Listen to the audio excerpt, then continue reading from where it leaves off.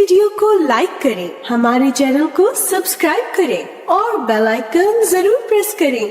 اگر ہم اس قرآن کو کسی پہاڑ پر اتارتے تو یقیناً تو اسے اللہ کے ڈر سے پست ہونے والا، ٹکڑے ٹکڑے ہونے والا دیکھتا۔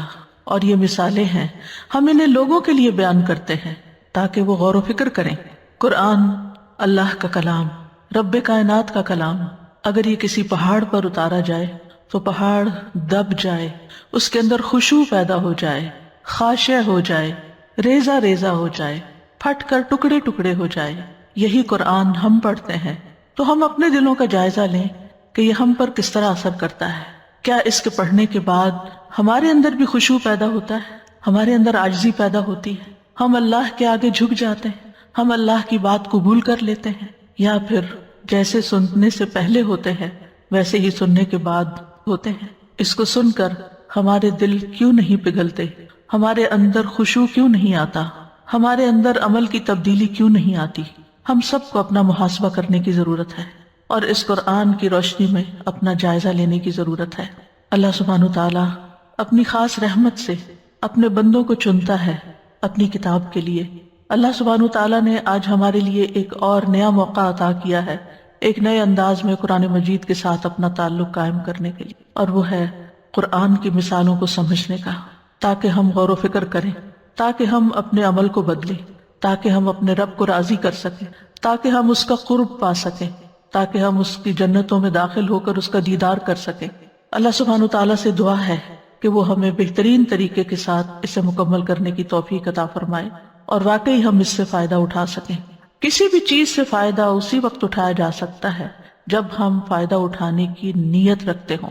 کہا جاتا ہے کہ نیت علم والوں کی تجارت ہے، جتنی اچھی نیت ہوگی اتنا ہی آپ کو پروفٹ ملے گا، اتنا ہی آپ کا سودا کامیاب ہوگا، اتنی ہی نفع بخش تجارت ہوگی۔ ہم میں سے بہت سے لوگ قرآن کو صرف ثواب یا اجر کی نیت سے پڑھتے ہیں لیکن باقی نیتوں سے غافل ہو جاتے ہیں۔ تو آئیے ہم اپنی نیت کا جائزہ لیتے ہیں کہ ہم قرآن کی مجلس میں کیوں بیٹھے ہیں، ہم یہ لیکچرز کیوں سننا چاہتے ہیں، ہم ان چیزوں کو کیوں پڑھنا چاہتے ہیں، ہم قرآن کی امثال کو کیوں جاننا چاہتے ہیں۔ تو ہم سب اپنی نیت میں اخلاص بھی پیدا کرتے ہیں خالصتاً اللہ کی رضا کے لیے، اور پھر ہم اس سے کیا چاہتے ہیں کہ ہمیں کیا ملے۔ تو سب سے پہلی چیز ہدایت۔ اللہ سبحانہ وتعالیٰ نے رمضان میں قرآن نازل کیا، شہر رمضان الذی انزل فیہ القرآن ھدی للناس۔ رمضان وہ مہینہ ہے جس میں قرآن اتارا گیا جو لوگوں کے لیے سراسر ہدایت ہے، یعنی قرآن کے نزول کے ساتھ ہی پہلا مقصد کیا بتا دیا گیا کہ اس سے ہدایت حاصل کرو، اور ہدایت ملتی ہے تقویٰ کے ساتھ، اور تقویٰ ہوتا ہے اخلاص کے ساتھ، نیت کی درستگی کے ساتھ، کیونکہ ذالک الکتاب لا ریب فیہ ھدی للمتقین۔ اور قرآن مجید میں جتنا غور و فکر انسان کرتا ہے اتنا ہی وہ اس کے لیے ہدایت کا سبب بنتا ہے۔ یہدی بہ اللہ من اتبع رضوانہ سبل السلام، جس کے ساتھ اللہ ان لوگوں کو جو اس کی رضا کے پیچھے چلے سلامتی کے راستوں کی ہدایت دیتا ہے۔ لہٰذا اگر ہم اس کو ہدایت کی غرض سے پڑھیں گے تو انشاءاللہ سلامتی کے راستے ملیں گے اور سلامتی کی منزل دارالسلام تک پہنچیں گے۔ ابن تیمیہ رحمہ اللہ کہتے ہیں کہ جو شخص قرآن تدبر کے ساتھ اس لیے پڑھتا ہے تاکہ اسے ہدایت حاصل ہو جائے تو اس کے لیے حق کا راستہ واضح ہو جاتا ہے۔ دوسری نیت، دوسرا ارادہ کیا ہے؟ طلب الرحمہ، کہ اللہ کی رحمت طلب کی جائے۔ رحمت اس کتاب کے ساتھ جڑی ہوئی ہے، اگر ہم رحمت چاہتے ہیں تو اس کتاب کے ساتھ جڑ جائیں۔ اللہ تعالیٰ کا ارشاد ہے تنزیل من الرحمن الرحیم، اس بے حد رحم والے نہایت مہربان کی طرف سے اتاری ہوئی ہے۔ یہ کتاب رحمان الرحیم کی طرف سے آئی ہے، اور جو شخص خاموشی کے ساتھ اس کو سنتا ہے اور اس میں غور و فکر کرتا ہے اس کو بھی رحمت ملتی ہے۔ وَإِذَا قُرِئَ الْقُرْآنُ فَاسْتَمِعُوا لَهُ وَأَنصِتُوا لَعَلَّكُمْ تُرْحَمُونَ، اور جب قرآن پڑھا جائے تو اسے کان لگا کے سنو اور چپ رہو تاکہ تم پر رحم کیا جائے، اور یہ صرف ظاہری کانوں سے نہیں، دل کے کانوں کے ساتھ اس کو سنا جائے۔ قرآن کی مجلس میں بیٹھنا بھی رحمت کا باعث ہے۔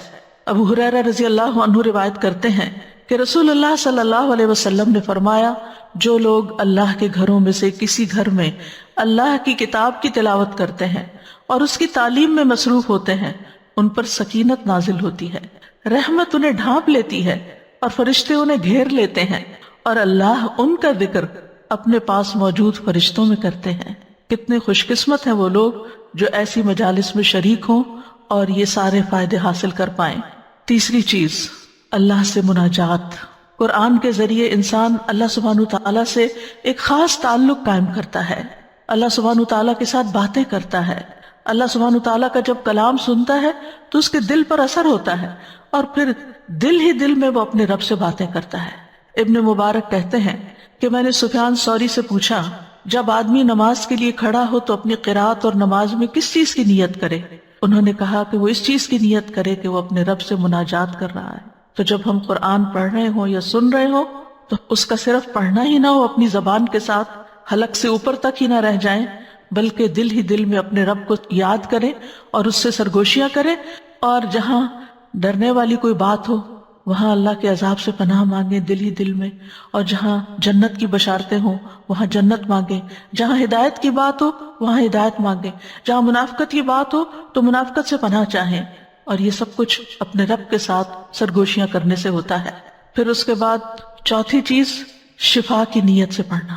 شفا، اللہ تعالیٰ کا فرمان ہے وَنُنَزِّلُ مِنَ الْقُرْآنِ مَا هُوَ شِفَاءٌ وَرَحْمَةٌ وَرَحْمَةٌ لِّلْمُؤْمِنِينَ، اور ہم قرآن میں سے تھوڑا تھوڑا نازل کرتے ہیں جو ایمان والوں کے لیے سراسر شفا اور رحمت ہے۔ ہم سب جانتے ہیں کہ بیماریاں جسمانی بھی ہوتی ہیں، روحانی بھی ہوتی ہیں۔ روح کو بھی بیماریاں لگی ہوئی ہوتی ہیں، قلب بھی بیمار ہوتے ہیں، دل بیمار ہوتے ہیں، اور ان کی شفا قرآن میں ہے۔ لہٰذا ہم یہ سب اس نیت سے بھی سنیں کہ اللہ سبحانہ وتعالیٰ اس کے ذریعے ہماری جسمانی اور روحانی بیماریوں کو شفا عطا فرمائے۔ یہ قرآن اگر پہاڑ پہ نازل ہوتا تو اس کو ریزہ ریزہ کر دیتا، تو پھر یہ کیسے ہو سکتا ہے کہ اگر یہ قرآن واقعی ہم صحیح معنوں میں اخذ کریں تو وہ ہماری بیماریوں کو نکال نہ دے۔ ابن قیم کہتے ہیں کہ اللہ نے آسمان سے کبھی بھی کوئی ایسا علاج نہیں اتارا جو اس قرآن سے زیادہ عام، زیادہ مفید اور زیادہ عظیم اور بیماری کو ختم کرنے میں زیادہ حوصلہ افزا ہو۔ لیکن یاد رکھیے کہ کسی ہتھیار کی تاثیر کی قوت اس ہتھیار کو چلانے اور مارنے والے کی قوت سے ہوتی ہے۔ تو آپ کس شوق سے اس کو لیتے ہیں اور کس شوق سے اس کو جذب کرتے ہیں یہ آپ پر ڈیپینڈ کرتا ہے۔ پھر اس کے بعد اس نیت سے بھی سیکھیں کہ اس کو سیکھ کر سکھانا بھی ہے، دوسروں تک لے جانا بھی ہے۔ عثمان رضی اللہ عنہ کہتے ہیں رسول اللہ صلی اللہ علیہ وسلم نے فرمایا خیرکم من تعلم القرآن وعلمہ، تم میں سب سے بہتر ہے وہ جو قرآن سیکھے اور اس کی تعلیم دے۔ عقبہ بن عامر کہتے ہیں کہ رسول اللہ صلی اللہ علیہ وسلم گھر سے نکل کر تشریف لائے، ہم صفہ کے چبوترے پر موجود تھے۔ آپ نے فرمایا تم میں سے کون یہ پسند کرتا ہے کہ روزانہ بطحان یا عقیق کی وادی میں جائے اور وہاں سے بغیر کسی گناہ اور قطع رحمی کے 2 بڑے بڑے کوہان والی اونٹنیاں لے آئے؟ ہم نے عرض کیا اللہ کے رسول ہم سب کو یہ پسند ہے۔ آپ نے فرمایا پھر تم میں سے کوئی شخص صبح مسجد میں کیوں نہیں جاتا کہ وہ اللہ عز و جل کی کتاب کی 2 آیتیں خود سیکھے یا ان کی قرات کرے، تو یہ اس کے لیے 2 اونٹنیوں کے حصول سے بہتر ہے۔ تو اس نیت کے ساتھ یہاں پر آئیں، اس نیت کے ساتھ سنیں کہ اللہ سبحانہ وتعالی ہمیں اس کے ذریعے بہترین اجر عطا فرمائے، اور یہ 3 آیات 3 اونٹنیوں سے بہتر اور 4 آیات اس کے لیے 4 سے بہتر ہیں، اور جتنی بھی آیات ہوں گی اسی اعتبار سے اجر و ثواب بھی ہوگا۔ پھر ایک اور نیت بھی کر لیں کہ عمل کرنا ہے۔ اللہ تعالیٰ کا فرمان ہے الذین آتیناہم الکتاب یتلونہ حق تلاوتہ، وہ لوگ جنہیں ہم نے کتاب دی ہے اسے پڑھتے ہیں جیسے اسے پڑھنے کا حق ہے۔ ابن مسعود رضی اللہ عنہ کہتے ہیں قسم ہے اس ذات کی جس کے ہاتھ میں میری جان ہے، قرآن کریم کی تلاوت کا حق یہ ہے کہ انسان اس کے حلال کو حلال جانے، اس کے حرام کو حرام جانے، اور اس کو ایسے پڑھے جیسے اللہ نے اس کو نازل کیا ہے، اور کلمات کو ان کی جگہوں سے تحریف و تبدیل نہ کرے، اور کسی بھی آیت کی وہ تفسیر نہ کرے جو اس کی حقیقی تفسیر نہ ہو، یعنی جس کانٹیکسٹ میں وہ نازل ہوئی ہے، جس مقصد کے لیے وہ نازل ہوئی ہے اس کے علاوہ کوئی اور بات نہ کرے۔ اور جو شخص قرآن پر عمل کرتا ہے تو اس کے لیے خوشخبری ہے۔ نواس بن سمعان کہتے ہیں میں نے رسول اللہ صلی اللہ علیہ وسلم کو فرماتے ہوئے سنا قیامت کے دن قرآن اور قرآن والے ایسے لوگوں کو لایا جائے گا جو اس پر عمل کرتے تھے، سورت بقرہ اور سورت آل عمران اس کے آگے آگے ہوگی۔ رسول اللہ صلی اللہ علیہ وسلم نے ان صورتوں کے لیے 3 مثالیں دی۔ جن کو سننے کے بعد میں آج تک نہیں بھولا۔ آپ نے فرمایا جیسے وہ دو بادل ہیں یا وہ دو کالے سائبان ہیں جن کے درمیان روشنی ہے، یا جیسے وہ ایک سیدھ میں اڑنے والے پرندوں کی دو ٹولیاں ہیں، وہ اپنے صاحب یعنی قرآن کے ساتھی کی طرف سے مدافعت کریں گی۔ یعنی جو شخص اس کتاب پر عمل کرے گا، یہ قرآن، یہ کتاب اس کے لیے سفارش کرے گی۔ ابن مسعود کہتے ہیں کہ ہم میں سے ایک شخص جب 10 آیات سیکھ لیتا تو ان سے آگے نہ بڑھتا جب تک کہ ان کے معنی نہ سمجھ لیتا اور ان پر عمل نہ کرتا۔ پھر 8ویں بات ہے نصیحت، یاد دہانی، تذکیر۔ اللہ تعالیٰ کا فرمان ہے کتاب انزل الیک فلا یکن فی صدرک حرج منہ لتنذر بہ وذکری للمؤمنین۔ یہ ایک کتاب ہے جو آپ کی طرف نازل کی گئی ہے تو آپ کے سینے میں اس سے کوئی تنگی نہ ہو، تاکہ آپ اس کے ساتھ ڈرائیں، اور ایمان لانے والوں کے لیے سراسر نصیحت ہے، یاد دہانی ہے۔ قرآن مجید کی یہ مثالیں جو ہم پڑھیں گے یہ آپ قرآن مجید میں پہلے بھی پڑھ چکے ہیں، لیکن دوبارہ پڑھنے کا اور خاص طور پر غور و فکر کے ساتھ تفصیل کے ساتھ پڑھنے کا اصل مقصد کیا ہے کہ ہمیں ان سے نصیحت حاصل ہو، ہم ان میں غور و فکر کر سکیں اور ان سے اپنے لیے سبق لے سکیں۔ قرآن مجید کو نصیحت کے لیے آسان بنایا گیا ہے۔ اللہ تعالیٰ کا ارشاد ہے وَلَقَدْ يَسَّرْنَا الْقُرْآنَ لِلذِّكْرِ فَهَلْ مِن مُدَّكِرٍ، اور بلا شبہ یقیناً ہم نے قرآن کو نصیحت کے لیے آسان کر دیا، تو کیا ہے کوئی نصیحت حاصل کرنے والا؟ یعنی کسی نے نیت کر لی ہے، ارادہ کر لیا۔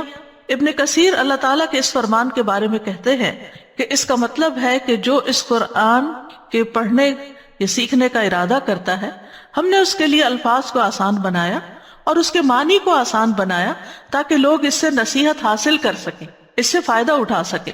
پھر لوگوں کو اس کی طرف دعوت دینا۔ ہم میں سے ہر شخص جو یہ پروگرام سن رہا ہے اس کے لیے لازم ہے کہ وہ دوسروں کو بھی اس کے بارے میں بتائے۔ قرآن مجید میں اللہ سبحانہ وتعالیٰ نے ہمارے لیے ایک بہترین مثال دی جنات کی، کہ جنہوں نے پہلی دفعہ قرآن سنا اور سنتے ہی دوسروں تک پہنچا دیا۔ سورۃ الجن میں آتا ہے قُلْ أُوحِيَ إِلَيَّ أَنَّهُ اسْتَمَعَ نَفَرٌ مِّنَ الْجِنِّ فَقَالُوا إِنَّا سَمِعْنَا قُرْآنًا عَجَبًا يَهْدِي إِلَى الرُّشْدِ فَآمَنَّا بِهِ۔ کہہ دیجئے کہ میری طرف وحی کی گئی ہے کہ بے شک جنوں کی ایک جماعت نے کان لگا کر قرآن سنا تو انہوں نے کہا بلا شبہ ہم نے ایک عجیب قرآن سنا ہے جو سیدھی راہ کی طرف لے جاتا ہے، تو ہم اس پر ایمان لے آئے۔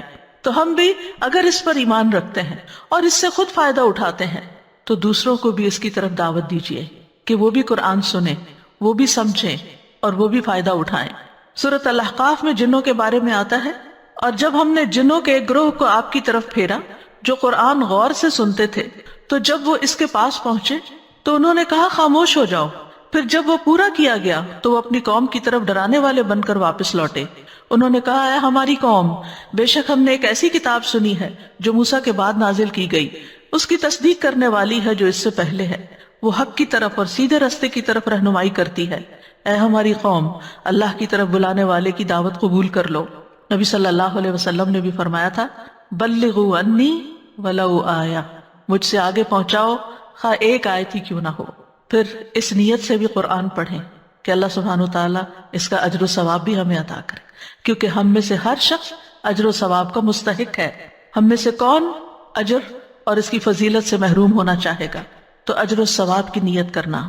رسول اللہ صلی اللہ علیہ وسلم نے فرمایا جس نے اللہ کی کتاب میں سے ایک حرف پڑھا اسے اس کے بدلے ایک نیکی دی جائے گی اور ہر نیکی کا ثواب 10 گنا ہے۔ میں نہیں کہتا کہ الف لام میم ایک حرف ہے، بلکہ الف ایک حرف ہے، لام ایک حرف ہے، میم ایک حرف ہے۔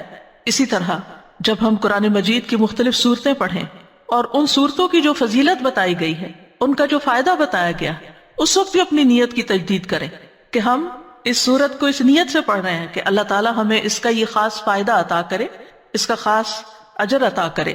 جیسے سورۃ البقرہ کی آخری آیات ہیں، سورۃ الفاتحہ کی تلاوت ہے، سورۃ الملک کی تلاوت ہے، اور اسی طرح باقی چیزیں بھی۔ اور قرآن پڑھ کر اللہ کے ہاں مقام کی بلندی طلب کرنا، اللہ سبحانہ تعالیٰ سے بلند مقام طلب کرنا۔ قرآن مجید کی شان اور مقام بہت عظیم ہے، اس کی قدر و قیمت بہت بلند ہے۔ وَإِنَّهُ فِي أُمِّ الْكِتَابِ لَدَيْنَا لَعَلِيٌّ حَكِيمٌ، بے شک وہ ہمارے پاس اصل کتاب میں یقیناً بہت بلند کمال حکمت والا ہے۔ تو جب آپ اللہ تعالیٰ کی اس کتاب کو پڑھیں تو اس کے ساتھ مقام کی بلندی کو بھی طلب کریں، کیونکہ یہ کتاب بعض لوگوں کو بلند مقام عطا کرتی ہے اور بعض کو نیچے گرا دیتی ہے۔ قیامت کے دن قرآن پڑھنے والے کا مقام بہت بلند ہوگا، ہر آیت کے بدلے اس کا درجہ بلند ہوتا چلا جائے گا۔ عبداللہ ابن عمر کہتے ہیں نبی صلی اللہ علیہ وسلم نے فرمایا صاحب قرآن سے کہا جائے گا اقرأ ورتقی ورتل کما کنت ترتل فی الدنیا، پڑھتے جاؤ اور چڑھتے جاؤ اور ویسے ہی ٹھہر ٹھہر کر پڑھو جس طرح تم دنیا میں ٹھہر ٹھہر کر ترتیل کے ساتھ پڑھتے تھے۔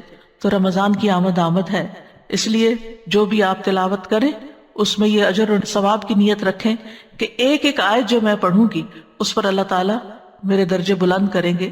اگرچہ یہ حافظ کے لیے ہے لیکن ہر مزید آیت مزید اجر میں اضافہ کرتی ہے۔ یہ چیز آپ کے قرآن پڑھنے کے شوق کو بڑھا دے گی۔ عبداللہ ابن عمر سے روایت ہے رسول اللہ صلی اللہ علیہ وسلم نے فرمایا روزہ اور قرآن قیامت کے دن بندے کی شفاعت کریں گے۔ روزہ کہے گا اے رب میں نے اس کو کھانے پینے اور خواہشات سے روکے رکھا تھا، اس کے حق میں میری شفاعت قبول کر لے۔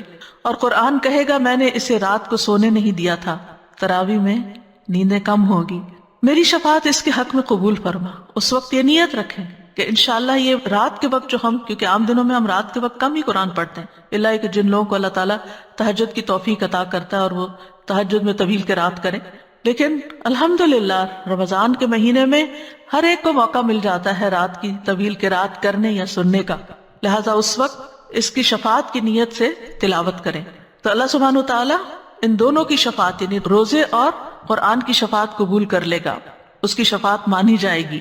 یہ اپنے پڑھنے والوں کے حق میں بحث کرے گا اور اس کی تصدیق کی جائے گی جس نے اس کو اپنے سامنے رکھا۔ یہ ایک اور حدیث ہے حضرت جابر کی کہ نبی صلی اللہ علیہ وسلم نے فرمایا قرآن سفارش کرے گا اور اس کی سفارش مانی جائے گی، یہ اپنے پڑھنے والوں کے حق میں بحث کرے گا اور اس کی تصدیق کی جائے گی، ہاں تم ٹھیک کہتے ہو۔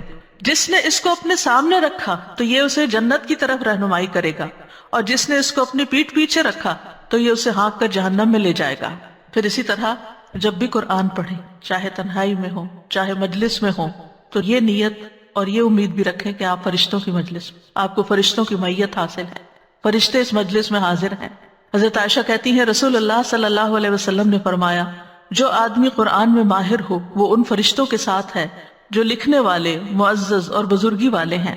الماہر بالقرآن مع السفرۃ الکرام البررہ۔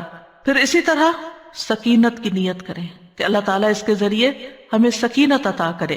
برا کہتے ہیں ایک آدمی سورۃ کہف کی تلاوت کر رہا تھا، اس کے پاس ہی 2 لمبی رسیوں میں بندھا ہوا گھوڑا موجود تھا، تو اسے ایک بدلی نے ڈھانپ لیا، یعنی گھوڑے کے اوپر بادل آ گیا۔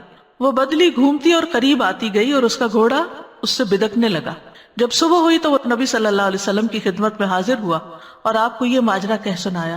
آپ نے فرمایا یہ سکینت، یہ اطمینان تھا جو قرآن کی قرات کی وجہ سے تم پر اترا۔ سکینت کیا ہے؟ ابن حجر کہتے ہیں کہ راجح قول یہ ہے کہ سکینت اللہ کی مخلوقات میں سے ایک مخلوق ہے جس میں اطمینان اور رحمت پائی جاتی ہے اور اس کے ساتھ فرشتے ہوتے ہیں۔ ابن قیم کہتے ہیں اس سے مراد اطمینان، وقار اور سکون ہے جس کی ہماری زندگیوں میں بہت کمی ہو چکی اور یہ قرآن کے ساتھ ہمیں نصیب ہوتا ہے۔ نمبر 16 برکت۔ اللہ سبحانہ تعالیٰ ہمیں قرآن کی برکت عطا کرے، قرآن کی مجلس کی برکت بھی عطا فرمائے۔ اللہ تعالیٰ فرماتے ہیں وَهَذَا كِتَابٌ أَنزَلْنَاهُ مُبَارَكٌ، اور یہ ایک کتاب ہے ہم نے اسے نازل کیا، بڑی برکت والی ہے۔ اور قرآن مجید کی یہ برکت قرآن میں تدبر کرنے، نصیحت کرنے اور نصیحت پکڑنے کے ساتھ جڑی ہوئی ہے۔ کتاب انزلناہ الیک مبارک لیدبروا آیاتہ ولیتذکر اولو الالباب، یہ ایک کتاب ہے ہم نے اسے آپ کی طرف نازل کیا ہے، بہت بابرکت ہے تاکہ لوگ اس کی آیات میں غور و فکر کریں، تاکہ عقل والے نصیحت حاصل کریں۔ اور خاص طور پر سورۃ البقرہ کا پڑھنا باعث برکت ہے اور اس کا چھوڑ دینا باعث حسرت ہے، لہذا سورۃ البقرہ کو اپنی زندگیوں میں شامل کر لیں۔ اور آخری چیز اس سلسلے کی ہے کہ دل میں نرمی پیدا کرنے کی نیت کرنا، یعنی سکینت اور برکت کے بعد رقت القلب، رقت القلب، دل کا رقیق ہونا، یعنی اللہ تعالیٰ اس کی برکت سے ہمارے دلوں کو نرم کر دے، ہمارے دلوں کو رقیق کر دے۔ الم یأن للذین آمنوا ان تخشع قلوبہم لذکر اللہ وما نزل من الحق، کیا ان لوگوں کے لیے جو ایمان لائے وہ وقت نہیں آیا کہ ان کے دل اللہ کی یاد کے لیے اور اس حق کے لیے جھک جائے جو نازل ہوا۔ ابن مسعود کہتے ہیں کہ ہمارے مسلمان ہونے اور اس بات کے درمیان کہ اللہ نے اس آیت کے ساتھ ہمیں ڈانٹ پلائی 4 سال سے زیادہ کی مدت نہ تھی، یعنی پھر ہمارے دلوں کے اندر وہ رقت آ گئی۔ اللہ سبحانہ وتعالیٰ ہمارے دلوں کو بھی نرم کر دے اور ہم اس قرآن کو پڑھ کر اپنے اندر حقیقی معنوں میں خشوع و خضوع پیدا کر سکیں۔ ہمارے اس رمضان کا پروگرام ہے امثال القرآن، قرآن کی مثالیں۔ لو أنزلنا هذا القرآن على جبل لرأيته خاشعا متصدعا من خشية الله وتلك الأمثال نضربها للناس لعلهم يتفكرون۔ اگر ہم اس قرآن کو کسی پہاڑ پر اتارتے تو یقیناً آپ اسے اللہ کے ڈر سے پست ہونے والا، خشوع کرنے والا، ٹکڑے ٹکڑے ہو جانے والا دیکھتے۔ اور یہ مثالیں ہیں، ہم انہیں لوگوں کے لیے اس لیے بیان کرتے ہیں تاکہ وہ غور و فکر کریں۔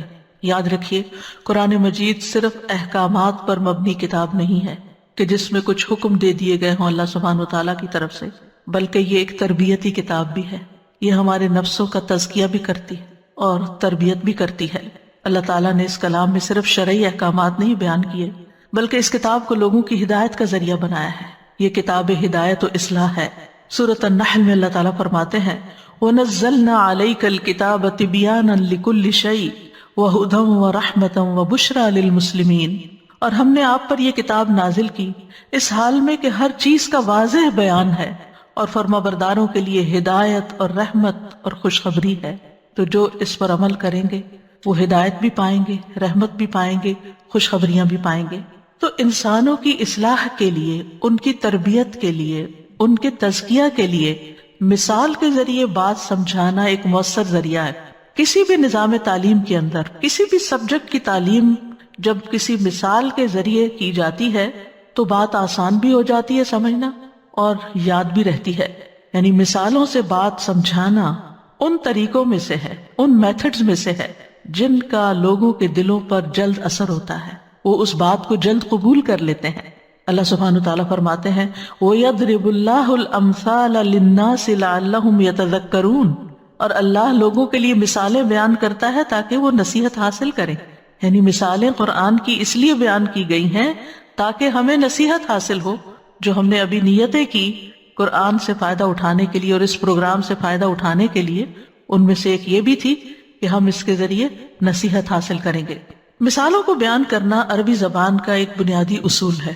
قرآن مجید کے نزول سے پہلے بھی عربوں کے ہاں روزمرہ زندگی میں بہت سی باتیں مثالوں سے بیان کی جاتی تھیں، اور اس پر کتابیں بھی لکھی گئی ہیں، جیسے مجمع الامثال ہے۔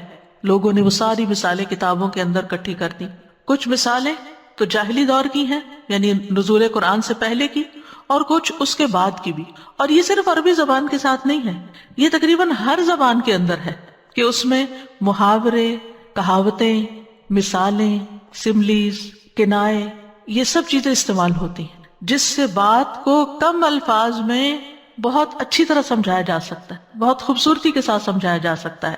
علامہ جلال الدین سیوطی کہتے ہیں امام اصفہانی کا قول بیان کرتے ہوئے، اہل عرب کی ضرب الامثال اور علماء کے نظائر پیش کرنے کی ایک خاص شان ہے جو مخفی نہیں رہ سکتی۔ یعنی عربوں کی مثالیں خاص طور پر بہت اہم ہیں، اس لیے کہ یہ باتیں چھپی ہوئی باریکیوں کو ظاہر کرنے اور حقیقتوں کے چہرے سے نقاب دور کرنے میں بڑا اثر رکھتی ہیں، اور خیالی امور کو، یعنی جن چیزوں کا تعلق خیال سے ہے، امیجنیشن سے ہے، ان کو حسی صورت میں ظاہر کرنا اور وہم کو یقین کا درجہ دینا اور غائب کو حاضر کے درجے میں فائز کر دیتا ہے۔ یعنی وہ چیزیں جو ہمارے مشاہدے میں نہیں ہوتی، ان کو جب ہم کسی نظر آنے والی چیز کے ساتھ مثال دیتے ہیں تو بات بہت جلد سمجھ آ جاتی۔ مثلا اگر کوئی شخص کہے سفید رنگ اور اس نے کبھی سفید لفظ نہ سنا ہو تو آپ سفید سفید کرتے رہے، آپ اس کو نہیں سمجھا سکتے۔ لیکن اگر آپ اس کو کوئی سفید چیز دکھا کے کہتے ہیں مثلا اس کاغذ کی طرح سفید،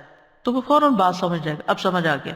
تو بہت سی باتیں لغت کے اندر، کلام کے اندر، زندگی کے اندر، معاملات کے اندر ایسی ہوتی ہیں کہ جن کو مثال کے ذریعے سمجھانے سے بات بہت جلد سمجھ بھی آتی ہے، دل میں بھی اترتی ہے، اور انسان کے اندر ایک تبدیلی بھی پیدا ہوتی۔ تو مثالیں انسان کے اندر عملی تبدیلی پیدا کرنے کا ایک بہت بڑا ذریعہ ہیں۔ سعدی کہتے ہیں کہ جان لیں کہ قرآن کریم سب سے اعلیٰ، سب سے کامل اور سب سے زیادہ مفید ترین موضوعات جن کی بھی انسان کو ضرورت ہوتی ہے ان سب موضوعات پر مشتمل ہے۔ قرآن کی تعلیم دینے کے طریقوں میں سے سب سے آسان طریقے پر مشتمل ہے، یعنی تعلیم دینے کے جتنے بھی طریقے ہیں ان میں سب سے آسان طریقے قرآن نے اختیار کیے ہیں۔ یہ انتہائی آسان اور واضح طریقے کے ساتھ دلوں تک معنی پہنچا دیتا ہے، اور قرآن کریم کی بلند پایہ تعلیمات کی اقسام میں سے، یعنی تعلیم کی کئی قسمیں ہیں قرآن کی، ان میں سے ایک اعلیٰ ترین قسم مثالوں سے بات سمجھانا ہے۔ اللہ سبحانہ وتعالیٰ نے جتنی بھی مثالیں قرآن مجید میں بیان کی ہیں ان میں انتہا درجے کی بلاغت پائی جاتی ہے۔ علماء کہتے ہیں کہ مثال کے علاوہ کسی اور کلام میں یہ چار چیزیں جمع نہیں ہوتی، یعنی بتانے کے، سکھانے کے جتنے بھی طریقے ہیں ان میں یہ چار چیزیں جمع نہیں ہوتی، لیکن مثال سے جب کوئی چیز سمجھائی جاتی ہے تو اس میں یہ چار چیزیں پائی جاتی ہیں۔ نمبر 1 الفاظ کا مختصر ہونا، نمبر 2 معنی کا درست ہونا، نمبر 3 تشبیہ کا بہت آسان انداز میں پیش کیا جانا، تشبیہ ہوتی ہے ایک چیز کو دوسرے کے مشابہ قرار دینا، نمبر 4 کنایے کی عمدگی۔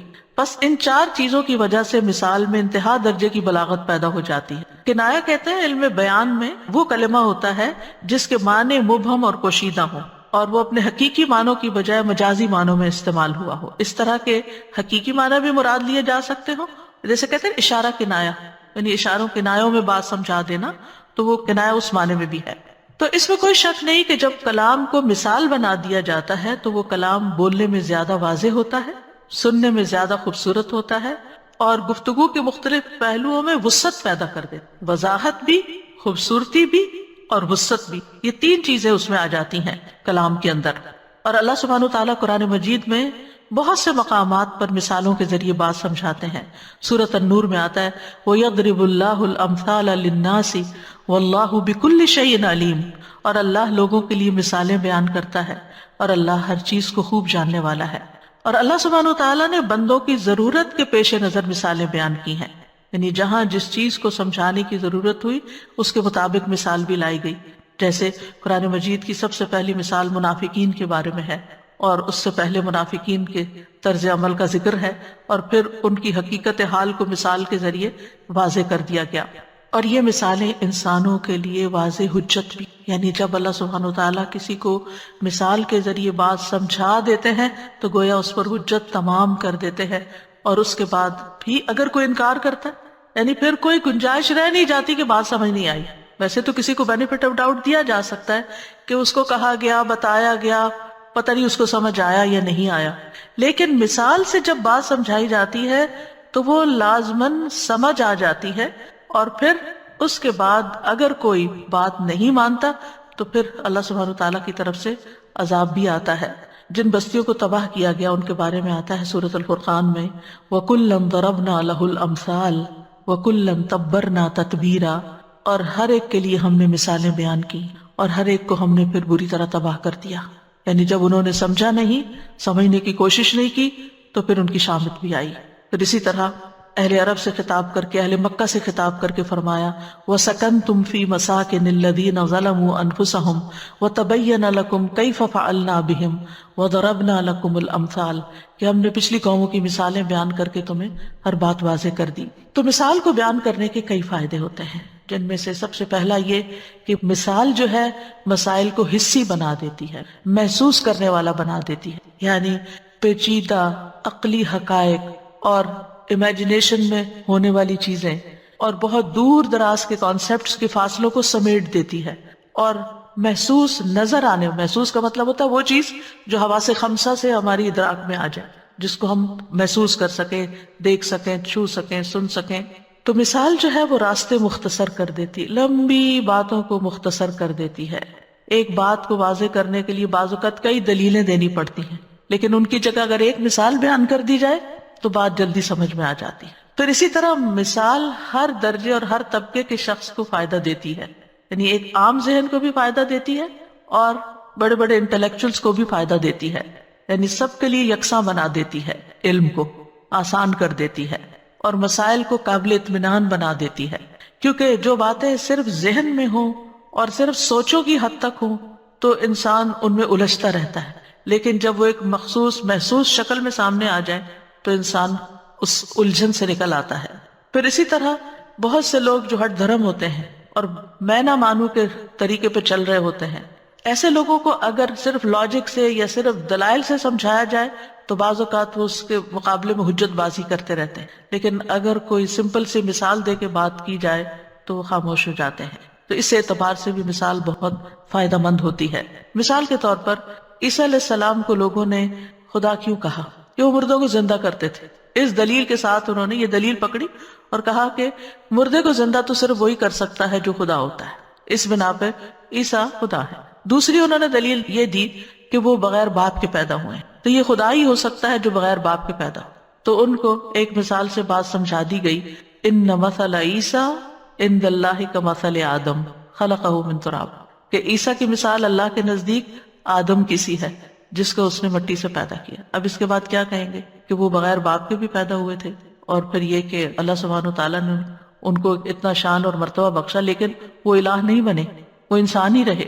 یاد رکھیے کہ مثالیں عربی شعر و شاعری میں بھی بہت ہیں، احادیث میں بھی بہت مثالیں ہیں، لیکن اس وقت ہمارا موضوع قرآن کی مثالیں ہیں. تو قرآن مجید کی مثالوں کو جاننے کی خاص اہمیت ہے.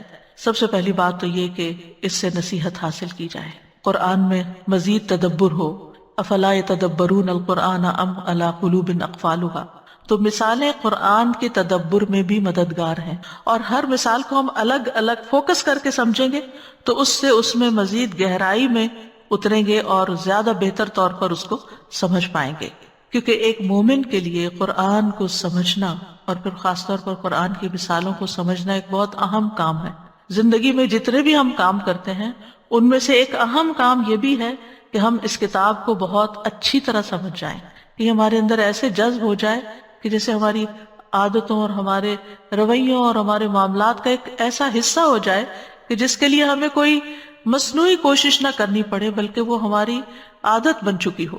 اسی طرح یہ بھی ہے کہ یہ ایک بہت نفع بخش علم ہے. ہم دعا کرتے ہیں کہ اللہم انی اسألک علما نافعا، تو قرآن کی مثالوں کو سمجھنا علم نافع ہے.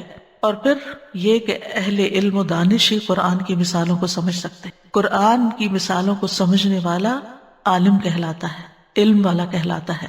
سورۃ العنکبوت میں اللہ تعالیٰ فرماتے ہیں وَتِلْكَ الْأَمْثَالُ نَضْرِبُهَا لِلنَّاسِ وَمَا يَعْقِلُهَا إِلَّا الْعَالِمُونَ. اور یہ مثالیں ہیں جو ہم لوگوں کے لیے بیان کرتے ہیں اور انہیں صرف جاننے والے ہی سمجھتے ہیں، علم والے ہی سمجھتے ہیں. یعنی جس کے پاس علم ہوگا وہی قرآن کی مثالوں کو سمجھ سکے گا. تو قرآنی مثالوں کو سمجھنے والے کی تعریف کی جا رہی ہے. تو اگر ہم اس رمضان میں یہ پوری کوشش کر کے قرآن کی مثالوں کو سمجھ لیں تو انشاءاللہ اللہ سبحانہ وتعالیٰ کی پسند اور رضا کا ایک کام کرنے کا موقع مل رہا ہے جس سے بھرپور فائدہ اٹھانا چاہیے. کیونکہ اللہ سبحانہ وتعالیٰ نے جو مثالیں بیان کی ہیں وہ اہم امور سے متعلق ہیں، بلند مقاصد سے متعلق ہیں، یعنی ان کو سمجھانا مقصود تھا. اہم مسائل کی مثالیں ہیں کیونکہ اللہ سبحانہ وتعالیٰ نے خود ان میں غور و فکر کی دعوت دی ہے، نصیحت لینے کا حکم دیا ہے، ترغیب دی ہے کہ ہم ان میں غور و فکر کریں. لہٰذا یہ ہماری ذمہ داریوں میں سے ایک ذمہ داری تھی جس کو اللہ تعالیٰ پورا کرنے کا موقع دے رہا ہے کہ ہم ان میں اچھی طرح غور و فکر کریں. یہ قرآن کریم کے اہم عظیم علوم میں سے ایک علم ہے، امثال القرآن. ماوردی کہتے ہیں قرآن کے عظیم علوم میں سے قرآن کی مثالوں کا علم حاصل کرنا ہے، کیونکہ لوگ اس سے غافل ہیں کیونکہ وہ مثالوں کے ساتھ مشغول ہو جاتے ہیں اور جن چیزوں کی مثالیں دی گئی ہوتی ہیں ان کو فراموش کر دیتے ہیں. تو یہاں پر جو قرآن مجید کی مثالیں ہیں وہ آپ دیکھیں گے کہ وہ صرف ایک لفظ کو دوسرے لفظ سے مثال نہیں دی گئی، یا صرف لفظی مثالیں نہیں، بلکہ وہ پورا کانسیپٹ، پورا واقعہ اور پوری حکایت ہوتی ہے جس کے لیے کوئی مثال بیان کی جاتی ہے. اس کے پیچھے اس کی ایک ہسٹری ہوتی ہے.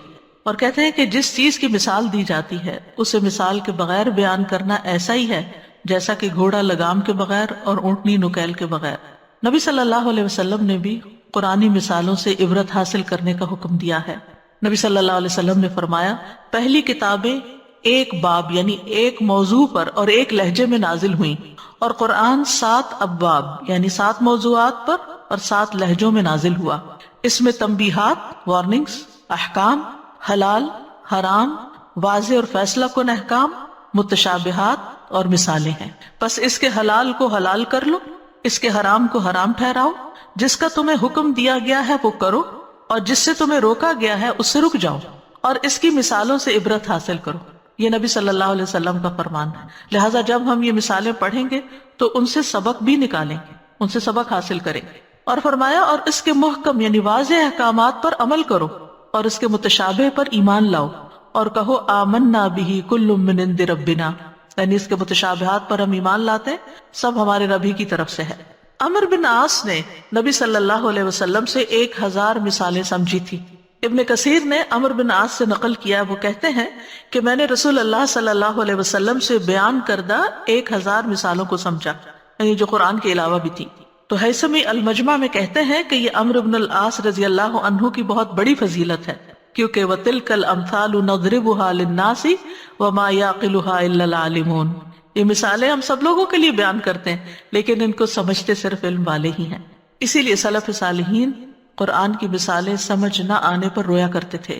ان میں سے ایک نے کہا کہ جب میں قرآن کی کوئی مثال پڑھتا ہوں پھر میں اس میں تدبر نہیں کر پاتا تو میں خود پر روتا ہوں، کیونکہ اللہ تعالیٰ کا فرمان ہے وَتِلْكَ الْأَمْثَالُ نَضْرِبُهَا لِلنَّاسِ وَمَا يَعْقِلُهَا إِلَّا الْعَالِمُونَ. اور یہ مثالیں ہیں جو ہم لوگوں کے لیے بیان کرتے ہیں اور انہیں صرف جاننے والے ہی سمجھتے ہیں. مثالوں کو سمجھنے کے اعتبار سے مومن اور غیر مومن میں بھی فرق ہے. اللہ تبارک و تعالیٰ فرماتے ہیں کہ قرآن مجید میں جو مثالیں بیان کی گئی ہیں یہ ہدایت کے حاصل ہونے کے اسباب میں سے ہیں، کیونکہ ان سے بہت سے لوگ فائدہ اٹھاتے ہیں جو غور و فکر کرتے ہیں، اور بہت سے لوگ ان سے گمراہ بھی ہوتے ہیں جو ان سے روگردانی کرتے ہیں. ان اللہ لا یستحیی ان یضرب مثلا ما بعودۃ فما فوقها فاما الذین آمنوا فیعلمون انہ الحق من ربهم واما الذین کفروا فیقولون ماذا اراد اللہ بہذا مثلا یضل به کثیرا ویہدی به کثیرا وما یضل به الا الفاسقین. بے شک اللہ اس سے نہیں شرماتا کہ کوئی بھی مثال بیان کرے، مچھر کی ہو یا جو اس کے اوپر ہے اس کی. لیکن جو لوگ ایمان لائے وہ جانتے ہیں کہ بے شک یہ ان کے رب کی طرف سے حق ہے. رہے وہ جنہوں نے کفر کیا تو وہ کہتے ہیں کہ اللہ نے اس مثال کے ساتھ کیا ارادہ کیا ہے، اور وہ اس کے ساتھ بہتوں کو گمراہ کرتا ہے اور اس کے ساتھ بہتوں کو ہدایت دیتا ہے اور اس کے ساتھ فاسقوں کے سوا کسی کو گمراہ نہیں کرتا. تو مثالیں ہدایت کا ذریعہ بھی ہیں اور بعض لوگوں کی گمراہی کا ذریعہ بھی ہے. اللہ سبحانہ وتعالیٰ ہمیں ان کے ذریعے ہدایت عطا فرمائے اور ہمارے ایمان میں اضافہ کرے. امثال القرآن لفظ جو ہے، امثال مثل کی جمع ہے. قرآن مجید میں یہ لفظ 41 بار سے زیادہ آیا ہے اور اس کے روٹس میں اور بھی بہت سے لفظ آتے ہیں، جیسے مثل، پھر اسی طرح مثلا، طریقتکم المثلا، مثالی طریقہ. تو مثل کا لفظ جو ہے وہ 2 طرح سے بولا جاتا ہے، ایک مثل اور ایک مثل. اور مثل کا معنی ہوتا ہے مشابہ ہونا، اور مثل کا مطلب ہوتا ہے صفت. مثلہم یعنی صفتہم، ان کی مثال یعنی ان کی صفت. تو مثال میں ایک چیز کو دوسری چیز سے تشبیہ دی جاتی ہے کیونکہ دونوں کے درمیان کوئی مماثلت پائی جاتی ہے، کوئی چیز کامن ہوتی ہے جس کی وجہ سے پھر وہ ایک چیز دوسری سے مشابہ ہو جاتی ہے اور وہ ذہن میں ہوتی ہے، اور جو اس سے مشابہ سامنے ہوتی ہے وہ مثال کے ذریعے واضح ہو جاتی ہے. کیونکہ قرآن مجید میں کچھ چیزیں ایسی ہیں کہ جو ماضی کے واقعات سے تعلق رکھتی ہیں، کچھ چیزیں ایسی ہیں کہ جو ابھی انسانی علم کا ان میں احاطہ نہیں ہے، کچھ ایسی چیزیں ہیں جو علم الغیب سے تعلق رکھتی ہیں. تو ایسی بہت سی چیزوں کو سمجھانے کے لیے اللہ سبحانہ وتعالیٰ نے مثالوں کو بیان کیا ہے اپنی اس کتاب میں. امثال القرآن کی 2 بڑی قسمیں ہیں. ایک ہے صریح مثالیں جن میں لفظ مثل استعمال ہوا ہے، جیسے مثلہم کمثل الذی استوقد نارا. یہ صریح مثال ہے کہ اس شخص کی مثال اس کی طرح ہے، یعنی مثلہم، ان کی مثال اس شخص کی مثال کی طرح ہے. یہ ہے واضح مثالیں، صریح مثالیں جن میں لفظ مثل استعمال ہوا. دوسری ہے چھپی ہوئی مثالیں. یہ وہ مثال ہوتی ہے کہ اس نص میں مثال کے الفاظ ذکر نہیں کیے گئے ہوتے لیکن ان کا حکم مثالوں کا ہی ہوتا ہے. یعنی کچھ مثالوں میں تو آپ کو لفظ مثل ملے گا لیکن کچھ مثالیں ایسی ہوں گی کہ جن میں لفظ مثل یا مثال نہیں آئے گا لیکن ہوگی وہ مثال ہی. جیسے سورۃ توبہ کی آیت نمبر 109، افمن اسس بنیانہ علی تقوی من اللہ ورضوان خیر ام من اسس بنیانہ علی شفا جرف ہار فانہار بہ فی نار جہنم واللہ لا یہدی القوم الظالمین. تو کیا وہ شخص جس نے اپنی عمارت کی بنیاد اللہ کے خوف اور اس کی خوشنودی پہ رکھی وہ بہتر ہے، یا وہ جس نے اپنی عمارت کی بنیاد کھوکھلے تودے کے کنارے پہ رکھی جو گرنے والا تھا پس اسے لے کر جہنم کی آگ میں گر گیا، اور اللہ ظالم لوگوں کو ہدایت نہیں دیتا۔ تو انشاءاللہ آگے جا کر ان کی مزید وضاحت کریں گے، لیکن یہ دو مثالیں ہیں کہ جن میں ایک واضح مثال اور ایک چھپی ہوئی مثال۔ قرآنی مثالوں میں کیا چیزیں پائی جاتی ہیں؟ ابن قیم کہتے ہیں قرآن میں جو مثالیں بیان کی جاتی ہیں وہ درج ذیل بیان پر مشتمل ہوتی، تعریف اور مذمت کا بدلہ مختلف ہونا، ثواب اور سزا کا بدلہ مختلف ہونا، مثالیں کبھی کسی کام کی عظمت یا بڑائی بیان کرتی، کبھی کسی کام کی تحقیر کو بیان کرتی ہیں، اسے چھوٹا کر کے بتاتی ہیں، کبھی کسی کام کے ثابت ہونے کو بیان کرتی ہیں، کبھی کسی کام کے باطل ہونے کو بیان کرتی ہیں، یعنی مقاصد مختلف ہیں، اور وہ وقت کے ساتھ ساتھ آپ انشاءاللہ ان کو جان لیں گے۔ قرآن مجید میں مثال لفظ جو ہے یہ 3 معنی میں استعمال ہوا ہے۔ نمبر 1 وصف بیان کرنے کے لیے، صفت بیان کرنے کے لیے، جیسے صحابہ کی مثال ہے سورۃ الفتح میں، محمد الرسول اللہ والذین معہ اشداء علی الکفار رحماء بینہم تراہم رکعا سجدا یبتغون فضلا من اللہ ورضوانا سیماہم فی وجوہہم من اثر السجود ذالک مثلہم فی التوراۃ ومثلہم فی الانجیل، آگے آخر آیت تک۔ تو اس میں صحابہ کرام کا وصف بیان ہوا ہے، تو یہاں مثال بمانے وصف ہے، یعنی صفت بیان ہوئی کہ وہ کیسے لوگ ہیں، کہ محمد اللہ کے رسول ہیں، اور وہ لوگ جو اس کے ساتھ ہیں کافروں پر بہت سخت ہیں، آپس میں نہایت رحم دل ہیں۔ آپ انہیں اس حال میں دیکھیں گے کہ رکوع کرنے والے ہیں، سجدے کرنے والے ہیں، اپنے رب کا فضل اور اس کی رضا ڈھونڈتے ہیں، ان کی شناخت ان کے چہروں میں موجود ہے سجدے کرنے کے اثر سے۔ یہ ان کا وصف تورات میں ہے، اور انجیل میں ان کا وصف اس کھیتی کی طرح ہے جس نے اپنی کونپل نکالی، پھر اسے مضبوط کیا، پھر وہ موٹی ہوئی، پھر اپنے تنے پر سیدھی کھڑی ہو گئی، کاشت کرنے والوں کو خوش کرتی ہے تاکہ وہ ان کے ذریعے کافروں کو غصہ دلائے۔ اللہ نے ان لوگوں سے جو ان میں سے ایمان لائے اور انہوں نے نیک اعمال کیے بڑی بخشش اور بہت بڑے اجر کا وعدہ کیا ہے۔ تو اس میں ان کی صفات بیان ہوئی ہیں کہ وہ کیسے لوگ ہیں۔ قرآن مجید میں یہاں اس مقام پر صحابہ کرام کا وہ نقشہ کھینچا گیا ہے جو شاید کسی اور جگہ پر نہ ہو، کہ ان کی عبادت کیسی ہے اور ان کا اخلاق کیسا ہے اور ان کا طرز عمل کیسا ہے، ان کا کیریکٹر، ان کی شخصیت کیسی ہے۔ پھر اسی طرح جنت کی مثال، اس میں جنت کا وصف بیان ہوا ہے۔ سورۃ محمد میں آتا ہے مثل الجنت التی وعد المتقون فیہا انہار من ماء غیر آسن وانہار من لبن لم یتغیر طعمہ وانہار من خمر لذۃ للشاربین وانہار من عسل مصفى وَلَهُمْ فِيهَا مِنْ كُلِّ الثَّمَرَاتِ وَمَغْفِرَةٌ مِّن رَّبِّهِمْ كَمَنْ هُوَ خَالِدٌ فِي النَّارِ وَسُقُوا مَاءً حَمِيمًا فَقَطَّعَ أَمْعَاءَهُمْ۔ یہاں پر ہم دیکھتے ہیں کہ یہ جنت کا وصف ہے، یعنی اس کو کسی چیز سے مثال دے کے نہیں سمجھایا جا رہا، بلکہ اس کی صفت بیان کی جا رہی ہے، ڈسکرپشن دی جا رہی ہے کہ جنت کیسی جگہ ہے، اس کے اندر نہریں کیسی ہیں، وہ نہریں کتنی قسم کی ہیں، ان نہروں کی کیا خوبی ہے، اور ان کے اندر جو چیزیں پائی جاتی ہیں وہ کس قسم کی ہیں، یہ ساری ڈسکرپشن ہے جنت کی۔ اس کو بھی مثال کہا گیا ہے۔ دوسرا معنی مثال کا قرآن میں کردار کی مثال دینے کے لیے، یعنی کسی کے کردار کو بیان کرنے کے لیے، جس میں نوح اور لوط علیہ السلام کی بیویوں کی مثال ہے۔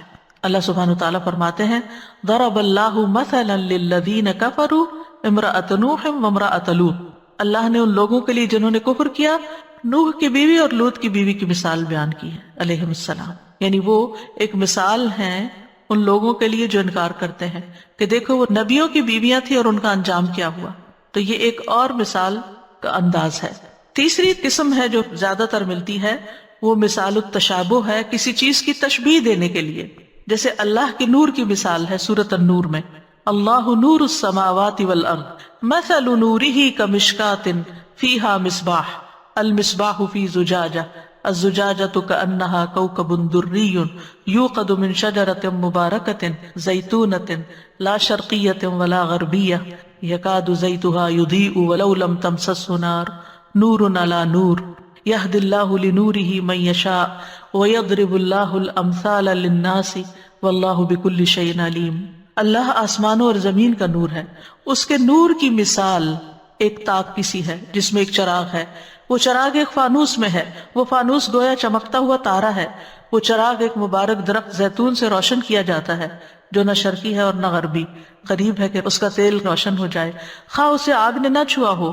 نور پر نور، اللہ اپنے نور کی طرف جس کی چاہتا ہے رہنمائی کرتا ہے، اور اللہ لوگوں کے لیے مثالیں بیان کرتا ہے، اور اللہ ہر چیز کو خوب جاننے والا ہے۔ اب اس مثال کو بھی سمجھنے کی ضرورت ہے جو آگے انشاءاللہ آئے گی۔ تو مختصر یہ کہ قرآنی مثالوں کی کچھ غرض و غایت ہے، کوئی مقصد ہے، جن میں سب سے پہلا مقصد نفوس کی اصلاح ہے، تزکیہ ہے، تربیت ہے، ضمیر کو جگانا ہے، منور کرنا ہے، اخلاق کو مہذب بنانا ہے۔ یعنی ان مثالوں کے ذریعے اللہ تعالیٰ ہمارے اخلاق سنوارنا چاہتے ہیں، راستوں کو سیدھا کرنا ہے، عقائد کی اصلاح کرنا ہے، کیونکہ شرک کی مثال آئے گی، کفر کی مثال آئے گی، توحید کی مثال آئے گی، بصیرتوں کو روشن کرنا ہے، انسان کی خیر کی طرف رہنمائی کرنا ہے، جماعت کی اصلاح کرنا ہے، برائیوں سے آگاہ کرنا ہے تاکہ ان سے بچا جا سکے، اچھے اعمال سے آگاہ کرنا ہے تاکہ پاکیزہ نفس اور پاکیزہ دل ان کو قبول کر لیں۔ تو یہ ہیں مقاصد یا غرض و غایت ان مثالوں سے۔ اور ویسے اس کا فائدہ کیا ہے اوور آل؟ کہ انسان عبرت حاصل کرتا ہے، سبق حاصل کرتا ہے بہت سی چیزوں کی۔ جب جیسے دنیا کی مثال بھی قرآن مجید میں ہے تو اس سے پتہ چلتا ہے کہ دنیا کی حقیقت کیا ہے، اس کی ناپائیداری کے بارے میں پتہ چلتا ہے، اس کے زوال اور اس کے فنا کے بارے میں انسان کو پتہ چلتا ہے۔ جو مثال سے، مشاہدے سے انسان سیکھتا ہے تو زیادہ دیر پا اثر ہوتا ہے۔ ابن قیم کہتے ہیں کہ قرآن کریم میں جو مثالیں بیان کی گئی ہیں ان سے مدرجہ ذیل امور میں فائدہ حاصل کیا جاتا ہے، واعظ و نصیحت میں، ترغیب دلانے میں، ڈانٹنے میں، عبرت پکڑنے میں، کسی چیز کو ثابت کرنے میں، عقل کے لیے مرادی معنی سمجھنے میں، یعنی جو چیز عقل میں ہے اس کا مراد کیا ہے، اور جن چیزوں کے بارے میں مثالیں بیان کی جا رہی ہوں ان کا ظاہری صورت میں نقشہ کھینچنے میں، کہ ان چیزوں کی عقل کے لیے ایسی نسبت ہو جائے جیسا کہ ظاہری اور حسی چیزوں کی حواس کی طرف نسبت ہوتی ہے، یعنی جو ہماری عقل یا سوچ میں چیزیں ہیں وہ کھل کے واضح ہو کے ایسے ہمارے سامنے آ جائیں جیسے کسی دیکھنے والی چیز کو ہم دیکھ پاتے ہیں۔ تو اللہ سبحانہ وتعالیٰ سے دعا ہے کہ اللہ سبحانہ وتعالیٰ ہمارے لیے اس سفر کو آسان کر دے، ان مثالوں کو بہترین طریقے سے سمجھنے کی توفیق عطا فرمائے، اور اس سے ہماری تربیت ہو جائے، ہمارا تزکیہ ہو جائے، اور ہمیں اللہ سبحانہ وتعالیٰ وہ راہ دکھا دے جو اس کی پسند کی ہے، اور اس منزل تک پہنچا دے جو اس کو راضی کرنے والی۔ اللہ سبحانہ وتعالیٰ اس کام میں بہت برکت ڈالے اور ہمارے لیے بغیر کسی رکاوٹ کے اس کو مکمل کرنے کی توفیق عطا فرمائے۔ اس موضوع پر کئی کتابیں لکھی گئی ہیں عربی میں جو اوریجنل سورسز ہیں، جن سے اس مضمون کی تیاری میں استفادہ بھی کیا گیا ہے۔ وہ ہے حکیم ترمذی کی الامثال من الکتاب والسنہ، یہ 320 ہجری میں فوت ہوئے ہیں۔ پھر امثال القرآن ابو عبد الرحمن محمد بن الحسین السلمی النیسابوری کی، یہ 412 ہجری میں فوت ہوئے ہیں۔ پھر امثال القرآن ابن قیم الجوزیہ کی، یہ 754 ہجری میں فوت ہوئے ہیں۔ پھر اسی طرح امثال القرآن محمود بن الشریف کی، پھر الامثال فی القرآن دکتور محمد جابر الفیاض کی، اسی طرح اردو میں امثال القرآن قاری محمد دلاور کی۔ تو بہرحال اللہ تعالیٰ سے دعا ہے کہ اللہ تعالیٰ ہمیں صحیح معنوں میں سمجھنے کی توفیق عطا فرمائے۔ وآخر دعوانا ان الحمد للہ رب العالمین، سبحانک اللہم وبحمدک، اشہد ان لا الہ الا انت، استغفرک واتوب الیک۔ السلام علیکم ورحمۃ اللہ وبرکاتہ۔